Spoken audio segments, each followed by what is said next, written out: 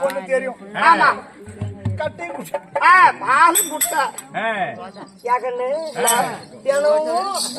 காலையில எழுந்திருச்சா சாயங்காலம் பொழுது இறங்கனா வீட்டுக்கு வந்து பாத்திரம் கழுவு ஏன் வர்றதில்ல கொஞ்ச நாளா காட்டுல வேலை குச்சி நட்டுருக்கிறோம்னா தனம் தனம் தண்ணி கட்டணும். கொட்டி மாட்டி நைட்ல தண்ணி கட்டியும் அதனாலதான் கொஞ்ச நாளா வர்றதில்லமா. ஒரு நாளைக்கு தண்ணி காட்டாது போயிட்டா தண்ணி கட்டாம போனா குச்சி காடு காஞ்சி போய் எல்லாமே கரெக்டா இருக்குதுமா. ஏங்க நான் என்ன நினைச்சேன்னா இந்த பையன் வீட்டுல பாத்திரத்தை தேய்ச்சி தேய்ச்சி தேய்ச்சி உனக்கு ரேகை அழிஞ்சு போச்சேன்னு நினைச்சேன். நான் வீட்டை சுத்தி சுத்தி வந்தாவது நான் வீட்டு தேய்க்காம வர மாட்டேன். பொண்டாட்டி நேரத்து தான் என் கிட்ட நியாயமான நியாயம் அவன் நாக்கெல்லாம் தேஞ்சி போச்சுன்னு அது கொஞ்ச நாள் அப்படி நம்ம காட்டுல வேலை அதிகம். அப்படியா? அப்படி இருந்தாலும் வேண்டாம். நானும் வந்து சபையாடி வந்தேன். நான் யார், என்னுடைய பெயர் என்ன அப்படி என்ற விளக்கத்தை தெரிவிக்கின்றேன். கவனமா செவி கொடுத்து கேட்டு வருகிறேன்.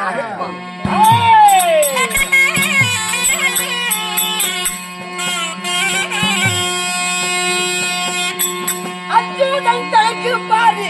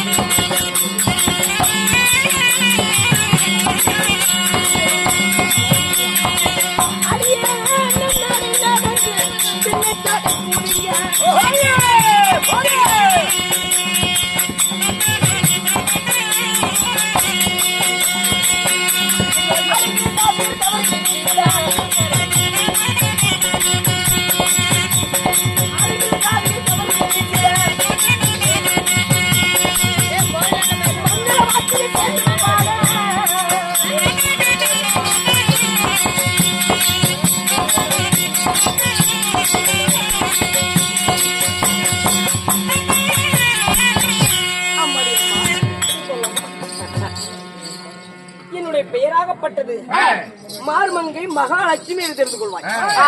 மலர் மங்கை மகாலட்சுமி உங்களுக்கு. அப்ப அப்படி மகாலட்சுமியாக இருந்தாலும் நான் எப்படி பிறந்தவன்? உன்னை போல் ஒரு தாயின் அங்கத்திலிருந்து கருவே உருவாகி உருவே ஒரு பிண்டமாகி பிண்டமே ஒரு சரீரமாகி 10 திங்கள் தாயின் அங்கத்திலிருந்து பிறந்தவளா? இல்லை, நான் எப்படி பிறந்தவன் சொல்லவா? அடியா தேவாதி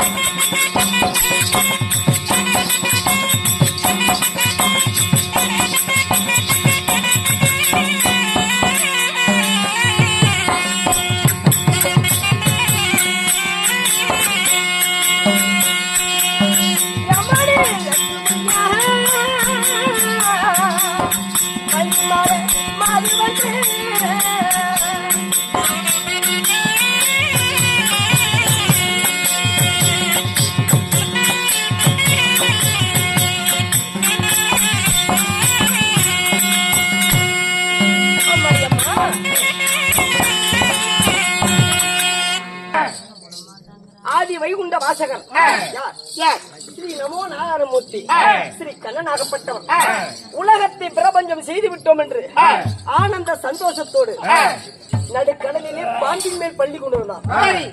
அப்படி பள்ளி கொண்டிருக்க வேலையிலே ஆனந்த சந்தோஷத்துல சிக்கென்று ஒரு சிரிப்பு சிரிக்கிறான்.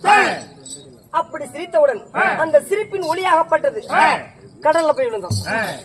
எந்த இடத்துல அந்த ஒளி விழுந்ததோ அந்த இடத்துல செந்தாமரை புஷ்பம் மலர்ந்து வருது. அப்படி வளர்ந்து வந்தவுடனே அந்த மலரிலே நான் ஜனித்தவன் செந்தாமரை ஆசம். அதனால உலகத்துல எல்லாம் கிடைத்து விட்டது. லட்சுமி கடாசம் ஒன்றும் கிடைக்கவில்லை. அதனால லட்சுமி கடாசம் வேண்டும் என்று என்னை எடுத்து மார்போடு அழைத்துக் கொண்டான் ஸ்ரீமந்த நாராயண கண்ணன். அன்னவரையே நானும் திருமணம் செய்து கொண்டேன்.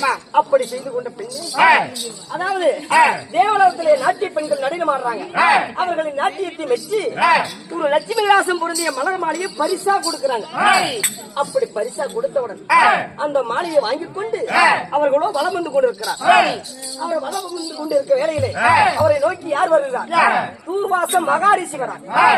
அப்படி அவர் வந்தவுடனே தூர்வாச மகாரிஷியே, இந்த மாலையாகப்பட்டது எங்களுக்கு பொருந்தாது, தாங்களுக்கே பொருந்தும் என்ற மாலையை அண்ணனிடத்தில் கொடுக்கிறார். கொடுத்த உடனே தூர்வாசனை அந்த மாலையை அறிவித்துக் கொள்ளவில்லை. அந்த மாலையை வாங்கிக் கொண்டு அவரும் வலம் வருகிறார். அவரை நோக்கி யார் வலம் வருகிறார்? தேவ இந்திரனாகப்பட்டவர் பட்டத்து வெள்ளாணை மேல் அமர்ந்து வலம் வந்து கொண்டிருக்கிறார். தேவ இந்திரரே, இந்த மாலையாகப்பட்டது எனக்கு பொருந்தாது, தாங்களுக்கே மீண்டும் பொருந்தும் என்று அந்த மாலையை அன்னவரிடத்தில் கொடுக்க முயற்சிக்கிறார். அப்படி கொடுக்க வேளையிலே அவர் எங்கே அமர்ந்திருக்கிறார்? பட்டத்து வெள்ளாணை மீது. வெள்ளாணையில் அந்த ஆணையின் தும்பிக்கை இருக்கு இல்லையா, அந்த தும்பிக்கையில் கொடுக்கிறார். அப்படி கொடுத்த உடனே அந்த பட்டத்து வெள்ளானை மதம் கொண்டு அந்த லட்சுமி விலாசம் பொருந்திய மலர் மாலையை காலிலே மிதித்து விடுகிறது. அப்படி மிதித்தவுடன் சூராச ரிஷியாக ஒரு கோபம் கொண்டு நான் கொடுத்த மாலையை மதியாமல் படிக்கு யானையாகப்பட்டது மிதித்து விட்டு வரலாமா, இனிமேல் உலகத்திலே லட்சுமி விலாசம் இருக்கக்கூடாது என்று சாபத்தை கொடுக்கிறார். கொடுத்த உடனே லட்சுமி விலாசம் பொருந்திய மலர் மாலை எங்கே போய் கலக்கிறது? மீண்டும் கடலிலே போய் கலந்தது. அப்படி கலந்த உடனே உலகமே இருளடைந்து கிடக்கிறது. அதனால தேவர்களும் அசுரர்களும் ஒன்று கூடி திருப்பாக்கடலை பாண்டமாகவும் மந்திரகிரி மலை மத்தாகவும் ஆதிசேஷ் என்ற பாம்பை கயிறாகவும் சந்திரனை தூணாகவும் நிறுத்தி நரை திரை மூர்ப்பை பிணி என்ற நோய்கள் அணுகாமல் இருக்க தேவா அமிர்தம் கிடைக்கிறார்கள். அப்படி கடந்தவுடனே அந்த அமிர்தத்தில் முதல் பிறந்தது மூதேவி, இரண்டாவது பிறந்தது ஸ்ரீதேவி. பட்டத்து வெள்ளானை, பாரிஜாத மலர், 32 படிக்கட்டு சிம்மாதானம், இவை அத்தனையும் அதிலே பிறந்தது. என்னோடு இன்னும் ஏகப்பட்ட பெண்மாதர்கள் பிறந்தார்கள். அப்படி மீண்டும் அவதத்தில் பிறந்த உடனே மீண்டும் அலை தெரித்து மனவாளர் யார் என்று உனக்கு தெரியுமா? சொல்லவா?